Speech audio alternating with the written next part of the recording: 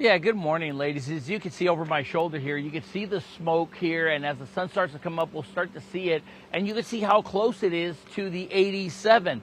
And that is why ADOT decided to, hey, you know what, we're just going to be cautious with this. They closed the southbound lanes down, so if you're on your way from Payson, on your way down, you're going to have to figure out a different way to come down here, and Gina's going to help you with that. But from what we understand, a complex incident management team is going to take over the Sandstone fire, which is now grown to about 15,000 acres. Now, there's still some question as to the day that this fire started, but they do believe that it is lightning caused, and it blew up over the weekend from 3,000 acres to 15,000 acres. Now, crews are working hard to try to keep it to the west of the 87 because of how close it is. And as I mentioned, ADOT just decided, hey, we're going to keep these southbound lanes closed for now. And right now it has expanded from State Route 88 to the Bush Highway. Hopefully the winds die down in the next couple days. We're going to have a drying trend. So the drying trend will be here probably through the whole week. We won't see any more precipitation probably. So that's going to be a problem for us as well. So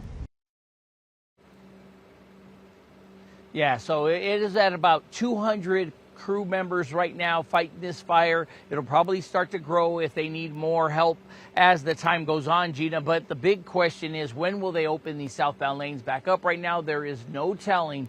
It really going to depend on how they can get a handle of that fire here on the west side of the 87. Such a big deal this time of the year because so many people head up to the Mogollon Rim. They head up to the White Mountains to escape our heat. And so one of the major roadways that we all use to get back to the valley is shut down right now. Let's go ahead and talk about exactly where the closure is. So here's Payson here. Here's the 87. The closure begins at the 188 and then it continues down to the Bush Highway. So if you are maybe in the Rim country, what you're going to have to do is go north from Payson to the 260, cut across to the I-17, and then you can come down the I-17 from there.